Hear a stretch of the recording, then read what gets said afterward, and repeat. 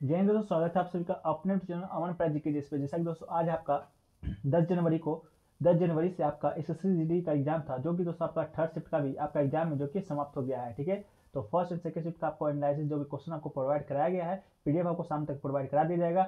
इसके बाद दोस्तों अगर आप हमारा जो आप क्यूज है, आप क्यूज में भाग लेना चाहते हैं रात्रि 9 बजे कि आज जो भी शिफ्ट में पूछे गए थे जीके जैसे क्वेश्चन, तो टेलीग्राम चैनल जरूर ज्वाइन कर लीजिएगा। पीडीएफ भी दोस्तों आपको यहाँ पर मिल जाएगा। तो आज की इस वीडियो में हम लोग देखेंगे जीके जीएस और हिंदी के कुछ प्रश्न जो कि स्टूडेंट के द्वारा बताए गए हैं। तो वीडियो को अंत तक देखिएगा जिनका भी आगे एग्जाम है। और चैनल पे नए होंगे चैनल को सब्सक्राइब जरूर कर लीजिएगा, और नोटिफिकेशन बेल को ऑल पे क्लिक कर लीजिएगा एसएससी जीडी से जुड़े हर पल अपडेट के लिए। तो चलिए वीडियो को शुरू करते हैं। तो देखिए, पहला प्रश्न पूछा गया था पंडवानी नृत्य किस शास्त्र से संबंधित है। तो सुबह के सेट में पूछा गया था कुचिपुड़ी नृत्य, अभी के सेट में पूछा गया दोस्तों पंडवानी नृत्य। पंडवानी नृत्य दोस्तों आपको बता दें छत्तीसगढ़ का वो एकल नृत्य है जिसका अर्थ होता है पांडववाणी, अर्थात पांडव कथा यानी महाभारत की कथा। ये कथाएं छत्तीसगढ़ की प्रधान और देवार छत्तीसगढ़ की जातियों की गायन परंपरा है। प्रधान गोंड की एक उपजाति है जो कि देवर दुमंतु जाति से है। तो ओवरऑल दोस्तों आपका जो छत्तीसगढ़ है इसका राइट आंसर आपका हो जाएगा पंडवानी नृत्य है। ठीक है, एक क्वेश्चन देखिए पूछा गया था कि अस्पृश्यता का अंत निम्नलिखित में से किस अनुच्छेद में संविधान में वर्णित है। तो सुबह की शिफ्ट में आपका 20-21 अनुच्छेद आया था कि आपातकाल के समय कौन सा अनुच्छेद नहीं खत्म होता है। अभी किसी ने पूछा गया दोस्तों अस्पृश्यता का अंत किस अनुच्छेद में वर्णित है। तो इसका राइट आंसर दोस्तों आपका हो जाएगा अनुच्छेद 17। अनुच्छेद 17 में दोस्तों लिखा गया है कि समानता के अधिकार को एक क्षेत्र विशेष में लागू करता है और अस्पृश्यता का अंत का घोषणा करता है। अनुच्छेद 18 दोस्तों आपका क्या है, उपाधियों का अंत है। इसके अलावा अनुच्छेद 19 का है, तो 19 दोस्तों आपका क्या है, तो ये आपका स्वतंत्रता का अधिकार है, जो कि 5-6 अधिकार जो स्वतंत्रता के हैं वो आपको वर्णित है। इसके बाद दोस्तों अगला जो क्वेश्चन है, कृष्णा नायर का संबंध किस वक्त से है, ये पूछा गया था। देखिए क्या पूछा गया था, किस नृत्य कला से होगा, शायद कृष्ण नायर। तो देखिए कृष्ण नायर जो कि दोस्तों इनका पूरा नाम है कला मंडलम कृष्ण नायर, जो कि दोस्तों भारत में केरल के एक कथकली नर्तक है। ठीक है, तो कृष्ण नायर क्या से संबंधित है, तो कथकली नर्तक है। इसके अलावा दोस्तों पूछा गया था अम्बुबाची का मेला कहाँ लगाया जाता है। तो अम्बुबाची का जो मेला है दोस्तों आपका, इसका सही उत्तर तो आपका हो जाएगा असम। अम्बुबाची का मेला कहाँ लगाया जाता है दोस्तों, तो आपका असम में लगाया जाता है। ठीक है, तो असम इसका राइट आंसर हो जाएगा। एक क्वेश्चन पूछा गया था भारत का नेपोलियन किसे कहा जाता है। तो नेपोलियन दोस्तों आप लोग जानते होंगे फ्रांस में दोस्तों एक नेपोलियन हुआ करता था। ठीक है, इसके बाद दोस्तों जो आपका भारत का नेपोलियन किसे कहा जाता है, तो ये आपका समुद्रगुप्त को कहा जाता है। समुद्रगुप्त भारत के महानतम राजाओं में से एक है। उसने अपने राज्य को एक साम्राज्य में बदल दिया और एक महान विजेता साबित हुआ। उनकी जीत को देखते हुए उन्हें भारत का नेपोलियन माना जाता है। जिस प्रकार फ्रांस में दोस्तों नेपोलियन है जो कि अपने साम्राज्य को जीत कर बदल दिया था, उस प्रकार आपका समुद्रगुप्त भारत में है जिसे भारत का नेपोलियन कहा जाता है। इसको कहा कौन था, तो एडम स्मिथ नामक इतिहासकार है, वो दोस्तों आपका भारत का नेपोलियन समुद्रगुप्त को कहा था। एक क्वेश्चन देकर पूछा गया था कि वर्तमान में दिल्ली के उपराज्यपाल कौन है। तो दोस्तों वर्तमान में जो दिल्ली के उपराज्यपाल है, अनिल बैजल के इस्तीफे के 5 दिन के बाद ही नई एलजी का नाम का ऐलान हो गया है। अब बैजल की जगह विनय कुमार सक्सेना दिल्ली के उपराज्यपाल की कमान संभालेंगे। तो दोस्तों विनय कुमार सक्सेना आपका बिल्कुल राइट आंसर हो जाएगा। इससे पहले आपकी अनिल बैजल थे।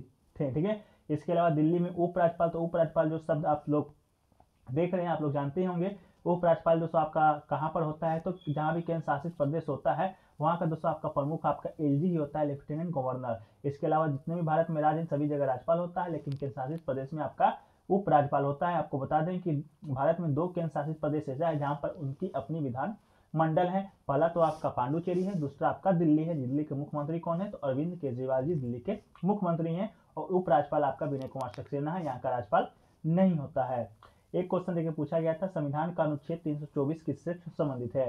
तो दोस्तों इस संविधान के अधीन संसद और प्रत्येक राज्य के विधानमंडल के लिए कराए जाने वाले सभी निर्वाचनों के लिए राष्ट्रपति और उपराष्ट्रपति के पद के लिए निर्वाचनों के लिए निर्वाचक नामावली तैयार करना और सभी निर्वाचनों का संचालन का अधीक्षण, निर्देशन और नियंत्रण एक आयोग में निहित होगा। इसे संविधान में निर्वाचन आयोग कहा गया है।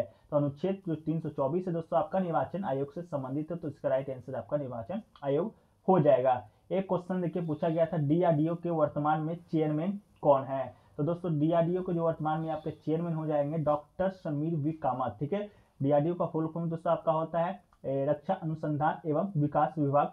डीआरडीओ के सचिव को रक्षा अनुसंधान विकास संगठन के अध्यक्ष के रूप में नियुक्त किया गया है डॉक्टर समीर वी कामत को। वही वर्तमान सचिव जो थे जी सतीश रेड्डी को रक्षा मंत्री का वैज्ञानिक सलाहकार नियुक्त किया गया है। तो दोस्तों आप पूछा जा सकता है रक्षा मंत्री का वैज्ञानिक सलाहकार किसे नियुक्त किया गया है, तो ये दोस्तों आपका सतीश रेड्डी हो जाएगा। इसके अलावा दोस्तों अगला जो क्वेश्चन आपसे पूछा गया था, राष्ट्रीय समारोह पर प्रतिबंध किस प्रधानमंत्री ने लगाया था। ये क्वेश्चन दोस्तों आप लोग थोड़ा सा क्लियरफाई कर लीजिएगा, जो भी लोग थर्ड शिफ्ट में एग्जाम देकर आ रहे हैं कि ऐसा कौन सा क्वेश्चन आपसे पूछा गया था और कमेंट सेक्शन में जरूर बताइएगा। इसके अलावा दोस्तों पूछा गया था स्वतंत्र भारत का प्रथम बजट किसके द्वारा पेश किया गया था। तो स्वतंत्र भारत का जो प्रथम बजट है दोस्तों आपका आर के षणमुखम सेठी ने स्वतंत्र भारत का पहला केंद्रीय बजट पेश किया था। उन्होंने 26 जनवरी 1947 को स्वतंत्र भारत का पहला केंद्रीय बजट आर के षणमुखम सेठी ने पेश किया है और ये दोस्तों वित्त मंत्री के पद पर भी कार्य कर चुके हैं 1947 से 1949 ईस्वी तक। तो आपका राइट आंसर आर के षणमुखम सेठी हो जाएगा। ठीक है, एक क्वेश्चन देखिए दोस्तों पूछा गया था व्हीलर द्वीप किस राज्य में स्थित है जिसका नाम है जो कि अब्दुल कलाम द्वीप रखा गया है। तो व्हीलर द्वीप या अब्दुल कलाम द्वीप दोस्तों उड़ीसा के तट पर स्थित है। तो ये कहाँ पर है दोस्तों आपका ओडिशा, इसका राइट आंसर हो जाएगा। मिसाइलों के लिए एकीकृत परीक्षण श्रृंखला इस द्वीप पर स्थित है। द्वीप का मूल रूप से नाम अंग्रेजी लेफ्टिनेंट व्हीलर के नाम पर रखा गया था, लेकिन सितंबर 2015 में इसका नाम बदलकर भारत के उपराष्ट्रपति डॉक्टर APJ अब्दुल कलाम के नाम पर रखा गया है। ठीक है, एक क्वेश्चन देखिए पूछा गया था काबुल लामजाओ नेशनल पार्क किस राज्य में स्थित है। तो काबुल लामजाओ नेशनल पार्क ये दोस्तों आपका मणिपुर राज्य के बिष्णुपुर जिले में स्थित एक राष्ट्रीय उद्यान है। इसका सही उच्चारण है केबुल लामजाओ राष्ट्रीय उद्यान। ठीक है, ये आपका कहाँ है तो मणिपुर में स्थित है, जिला आपका बिष्णुपुर है। इसके अलावा पूर्वोत्तर भारत में स्थित 40 वर्ग किलोमीटर में के क्षेत्रफल में विश्व में इकलौता तैरता हुआ राष्ट्रीय उद्यान है और मणिपुर का प्रसिद्ध लोकतक झील का एक अभिन्न हिस्सा है। तो लोकतक झील कहाँ पाया जाता है दोस्तों आपका मणिपुर में।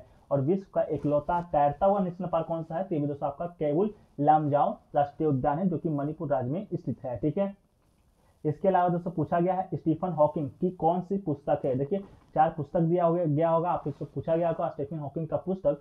तो स्टीफन हॉकिंग की जो आखिरी किताब का नाम था दोस्तों इज देयर ए गॉड, इसे जॉन मूरा ने पब्लिश किया था। और एक किताब में ब्रह्मांड, इंटेलिजेंस, अंतरिक्ष समेत कई महत्वपूर्ण प्रश्न उनके जवाब दिए गए हैं। आखिरी किताब में हॉकिंग ने कई हैरान वाली बातें भी लिखी हैं। तो ये दोस्तों आपके ऑप्शन में दिया गया था इज देयर ए गॉड। एक क्वेश्चन पूछा गया था सल्तनत काल में राजस्व नीति किसने शुरू किया था। तो मोहम्मद बिन तुगलक इसका राइट आंसर हो जाएगा। सल्तनत काल में राजस्व नीति को शुरू करने वाला मोहम्मद बिन तुगलक राजस्व शासन को सुव्यवस्थित करने के लिए इच्छुक था। उसके आज्ञा अनुसार राजस्व विभाग ने सल्तनत की आय और व्यय का विस्तृत लेखा तैयार करना आरंभ किया, जिससे राज्य में एक सी राजस्व व्यवस्था स्थापित की जा सके और कई गांव भूमि कर से न बच सके। ठीक है, एक क्वेश्चन देखिए पूछा गया था 44वां संविधान संशोधन कब किया गया था। तो 44वां संविधान संशोधन आप लोग को मालूम होगा, ये हमने बहुत बार प्रैक्टिस सेट में भी कराया है। ये आपका संशोधन है जो कि आपका 1978 ईस्वी में किया गया है। ठीक है, इस भारतीय के संविधान में एक और संशोधन किया गया था 1978 में संविधान संपत्ति के अधिकार को, जिसके कारण संविधान में कई संशोधन करने पर अमूल अधिकार के रूप में हटाकर केवल विधिक अधिकार बना दिया गया है। तो आपका जो संपत्ति का अधिकार है इसी संशोधन के तहत आपका मूल अधिकार मौलिक अधिकार से हटाकर विधिक अधिकार यानी कि कानूनी अधिकार बना दिया गया था।